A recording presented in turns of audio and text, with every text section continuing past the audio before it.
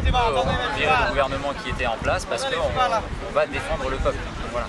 Et en fait, le Yémen a utilisé ça récemment pour virer son gouvernement, créer un conseil national de transition avec 551 personnes. Et du coup, voilà, donc on a fait la même chose en fait. On a créé un conseil national de transition français qui sera composé de un peu plus de 2000 personnes, 2015 personnes, on parle bien fort. Et en fait, on a écrit à 120 ambassades. Et donc s'il y a une ambassade qui nous reconnaît, on devient au niveau international l'autorité légitime qui représente le peuple français. Et on a un avocat qui a déjà plaidé à l'ONU contre la France pour d'autres choses et qui a gagné. Et voilà, qui s'occupera d'aller plaider ça. Donc voilà, clairement aujourd'hui, absolument, pas de souci. Tout à fait.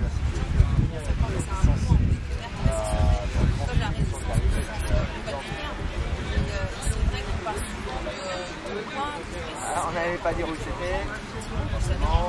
Un cadre voilà, légal et tout à fait légitime. Ça remet en cause aussi l'idée qu'on entend souvent dans les médias mainstream qui parlait quand même de coup d'État. Voilà. Le coup d'État, ça. C'est légitime. Quelque chose de violent. On est dans notre droit, quoi. C'est clair. C'est pas du tout. En fait, ça. C'est toujours pareil, un mot négatif.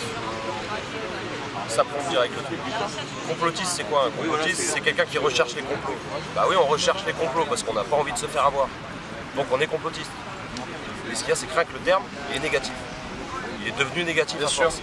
Alors que être complotiste, c'est juste simplement chercher les complots. Donc c'est pas négatif, au contraire, c'est quelqu'un de positif. Parce que s'il n'y avait pas de complotiste, bah, ils pourraient faire ce qu'ils veulent.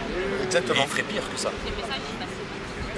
Albert Einstein avait dit le monde partira en couille. Alors il l'a dit autrement. Le monde partira en couille et ce ne sera pas la faute des gens qui font le mal. Ce sera les gens de bien qui laisseront faire. Donc nous, on ne veut pas laisser faire, quoi.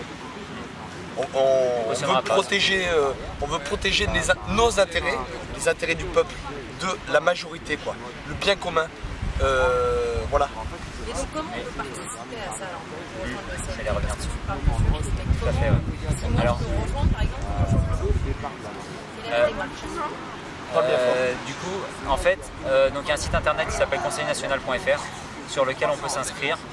Et en fait, donc sur les 2015 personnes qu'on a prévues, on a prévu que 315 personnes viennent des membres fondateurs du mouvement. Donc pour être membre fondateur, il faut par exemple être ici aujourd'hui.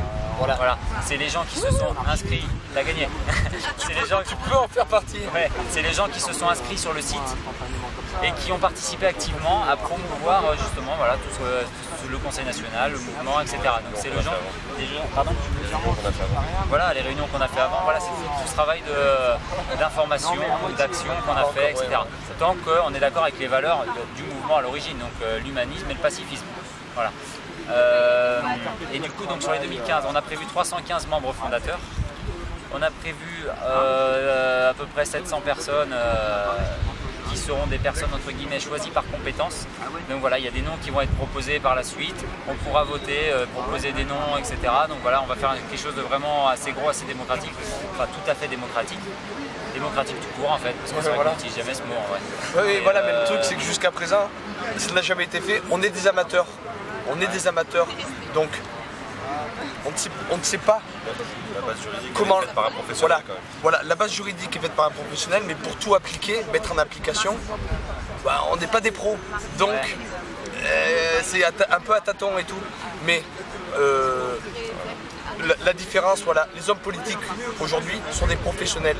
Donc Blabla. Eux, voilà, blabla, ils savent quoi dire, quoi faire pour que ça passe en douceur et que on sache pas ce qui s'est passé finalement. Nous, ça vient naturellement. On dira, on fera peut-être des bêtises, mais en tout cas, ce sera toujours voilà, voilà. Tout à fait. Voilà, dans ce sens-là, c'est-à-dire qu'on fera des erreurs, ce sera pas dans l'intention de nuire. Voilà. Ouais. Enfin, en tout cas, moi, membre du CNT, ce sera jamais dans l'intention de nuire. Après, il faudra faire attention aux trolls. Il y aura toujours des gens qui viendront pour essayer de s'infiltrer, etc. Nous devrons être vigilants. Une démocratie nécessite que les gens restent vigilants sur ce qui se passe autour. Ça, c'est Étienne Chouard qui l'a dit. une démocratie nécessite que les gens se battent pour elle, quoi. Donc attention à ce qui se passe autour, quoi. Pas juste être là, bon, faut voter, ok, j'ai voté, pendant 5 ans, je suis tranquille et je m'occupe même plus de ce qui se passe. Non, c'est pas la démocratie. Justement, comme tu parles des foires, est-ce que vous avez déjà essayé de contacter le mouvement des antivirus? Parce que vous parlez, ça me fait un petit peu penser à la même chose. Tout à fait, ouais. En fait, on a donc depuis septembre de l'année dernière, on a organisé énormément de réunions dans toute la France et on a contacté plein de collectifs, etc. Donc voilà, moi, personnellement à Toulouse, on a fait des réunions où on a invité les antivirus à venir.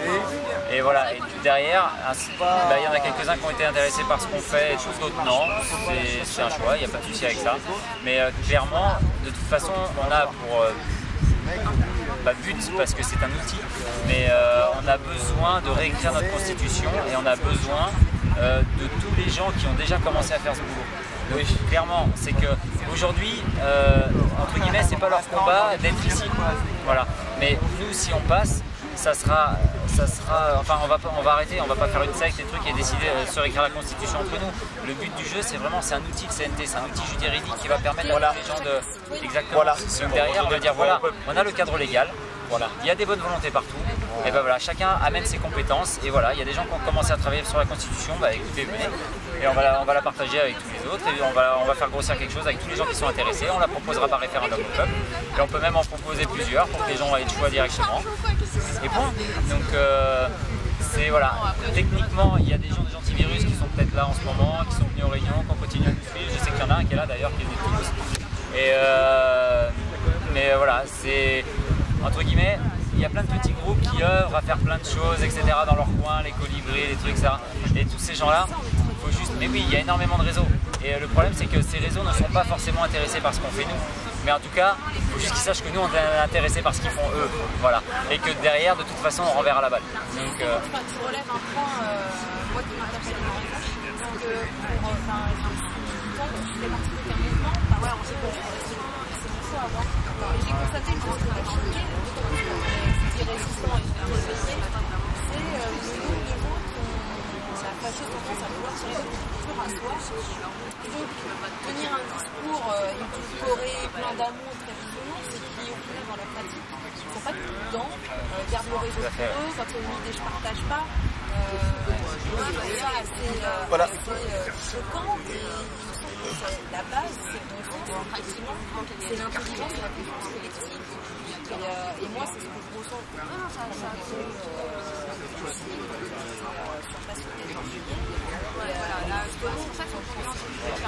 exactement ça, parce que tu disais que tout à l'heure, ces groupes-là n'étaient pas intéressés par ce que vous faites, mais que vous étiez intéressés par ce que vous faites. C'est assez dur à entendre parce que tu dis, moi je le ressens en même temps, mais il y a un problème dans la résistance même. Le truc, c'est qu'il y a des égos. Et c'était peut-être le mot que t'attendais, j'imagine. Il y a des égos de partout, même nous on en a, et on les combat tous les jours. Et c'est le but justement de pas, on n'a pas de chef. On n'a pas de chef, que ce soit dans le mouvement du 14 juillet ou dans le CNT en lui-même, on n'a pas de chef du tout. Voilà, il y a beaucoup de gens. C'est ça aussi qui peut-être a causé un peu le petit désordre qu'il y a eu au 14 juillet, parce que justement on n'a pas de chef, on n'est pas une armée. Mais au moins on est légitime et ça donne envie de venir avec nous, j'espère. Voilà, on a parlé beaucoup d'Éric Fiorilde au départ, c'est lui qui a lancé la chose.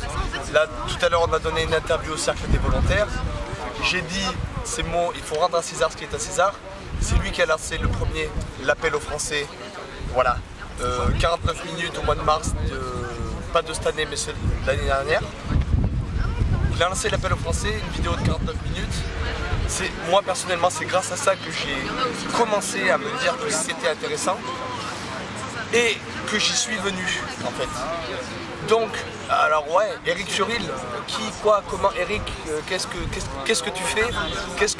Bon, voilà, et maintenant que je m'intègre dedans, comme Jean-Marc, Duarte, etc. Voilà. Pas nos blases, mais... Ouais, de toute façon, notre nom est sur le CNT, alors voilà, c'est bon quoi. venez tous vous inscrire sur le TNT.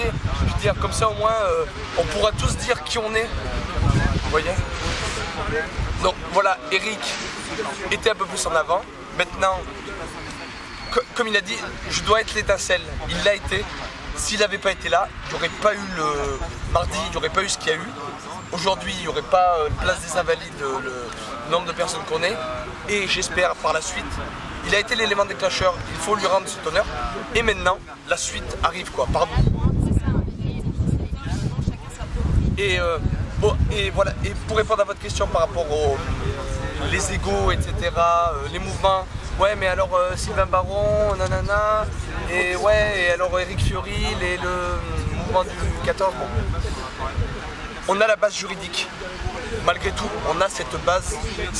Alors, je dirais, c'est nous qui avons pensé, c'est Eric, c'est le mouvement du 14, voilà, qui a pensé à cette base juridique.